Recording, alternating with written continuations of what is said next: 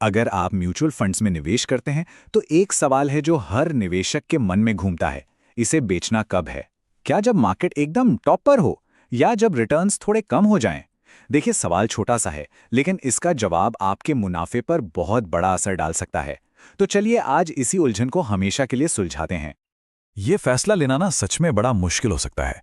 क्या करें, जब बाजार आसमान छू रहा हो तब बेच दें या किसी फंड के खराब प्रदर्शन का इंतजार करें? सच तो यह है कि ज्यादातर लोग गलत वजहों से बेच देते हैं और अपना ही नुकसान कर बैठते हैं। तो चलिए आज इसमें गहराई से उतरते हैं और सही रणनीति को समझते हैं। इससे पहले कि हम जानें कि कब बेचना है, ये समझना बहुत जरूरी है कि कब नहीं बेचना है। तो सबसे पहले देखते हैं वो 3 आम गलतियां जो निवेशक अक्सर करते हैं और बाद में पछताते हैं। पहली और सबसे आम गलती है थोड़ी सी अंडर परफॉर्मेंस देखकर घबरा जाना। मान लीजिए आपका फंड 1-2 साल से अच्छा रिटर्न नहीं दे रहा। पहली इंस्टिंक्ट क्या होती है? अरे बेच दो। लेकिन रुकिए, कई बार बेहतरीन स्टॉक्स भी 3-4 साल तक शांत रहते हैं और वही बात अच्छे म्यूचुअल फंड्स पर भी लागू होती है। ये अक्सर फंड की गलती नहीं बल्कि बाजार का एक साइकिल या एक दौर होता है। दूसरी गलती है मार्केट को टाइम करने की कोशिश। हम सबने ये सुना है ना, मार्केट बहुत महंगा हो गया है, अब बेच देना चाहिए। लेकिन सच ये है कि कोई भी, मैं दोहराता हूं, कोई भी मार्केट के टॉप का सटीक अनुमान नहीं लगा सकता। जो बाजार आज महंगा लग रहा है वो कल और भी महंगा हो सकता है। मार्केट को टाइम करना किस्मत की बात है, रणनीति की नहीं। और तीसरी गलती है फंड के साइज यानी उसके AUM को लेकर टेंशन लेना। देखिए, अगर आपका फंड एक लार्ज कैप, फ्लेक्सी कैप या मल्टी कैप फंड है तो उसका AUM कितना भी बड़ा हो जाए ज्यादा फर्क नहीं पड़ता। हाँ, अगर ये एक बहुत ही फोकस्ड स्मॉल कैप फंड है तब साइज एक मुद्दा बन सकता है, लेकिन ज्यादातर मामलों में ये बेचने का कोई कारण है ही नहीं। तो हमने ये तो देख लिया कि क्या नहीं करना है। अब आते हैं असली सवाल पर, तो फिर बेचना कब है? चलिए अब उन स्मार्ट और लॉजिकल वजहों पर ध्यान देते हैं जब फंड से बाहर निकलना एक समझदारी भरा फैसला होता है। देखिए, सही वजहें सिर्फ 4 हैं और सबसे अच्छी बात, ये चारों बाजार के उतार चढ़ाव पर नहीं बल्कि आपकी अपनी प्लानिंग और फंड के उसूलों पर टिकी हैं। आइए इन चारों को एक एक करके समझते हैं। बेचने का सबसे अच्छा, सबसे सिंपल और सबसे खुशी का कारण है आपका लक्ष्य पूरा हो गया। आपने घर खरीदने, बच्चों की पढ़ाई या रिटायरमेंट के लिए निवेश किया था और अब वो समय आ गया है। बधाई हो, आपके निवेश ने अपना काम कर दिया। अब पैसे निकालकर उस सपने को जीने का समय है। अब आते हैं मानवीय पहलू पर। जरा सोचिए, आपने किसी फंड में पैसा लगाया ही इसलिए था क्योंकि आप उसके स्टार फंड मैनेजर की काबिलियत पर भरोसा करते थे। अब अगर वो मैनेजर ही फंड छोड़कर चला जाए तो फिर आपके निवेश करने की सबसे बड़ी वजह ही खत्म हो गई, है ना?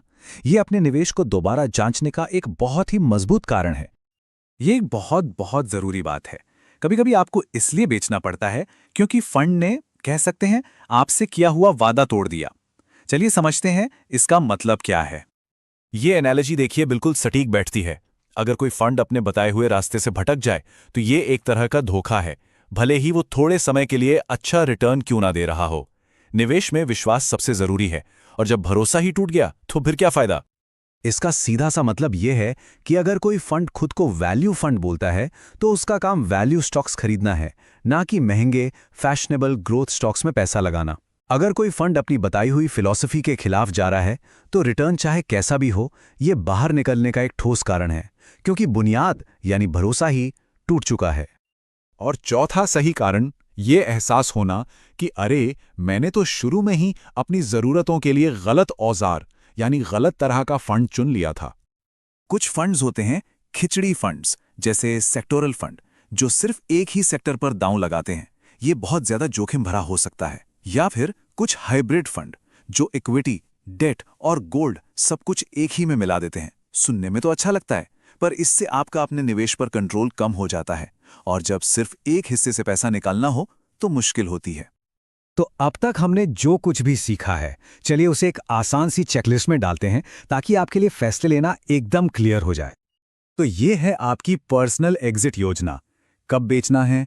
जब आपका वित्तीय लक्ष्य पूरा हो जाए, जब आपका भरोसेमंद फंड मैनेजर चला जाए, जब फंड अपने वादे से मुकर जाए, या जब आपको लगे कि ये आपके लिए गलत फंड कैटेगरी है। ये हैं आपके ठोस लॉजिकल कारण।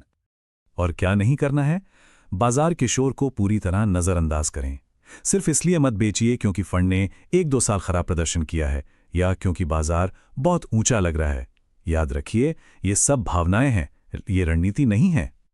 तो आखिर में बस एक सवाल अपने आप से पूछिए, आपकी एग्जिट योजना आपकी रणनीति पर बनी है या सिर्फ डर पर? क्या ये सोची समझी प्लानिंग है या बस मार्केट देखकर लिया गया एक रिएक्शन? आपका जवाब ही आपके वित्तीय भविष्य की दिशा तय करेगा। उम्मीद है इस पूरी बातचीत से आपको अपने निवेश के फैसले लेने में थोड़ी और क्लैरिटी मिली होगी। अगर ये जानकारी काम की लगी तो लाइक और सब्सक्राइब करना न भूलें, ताकि ऐसे ही सिंपल विश्लेषण आप तक पहुंचते रहें।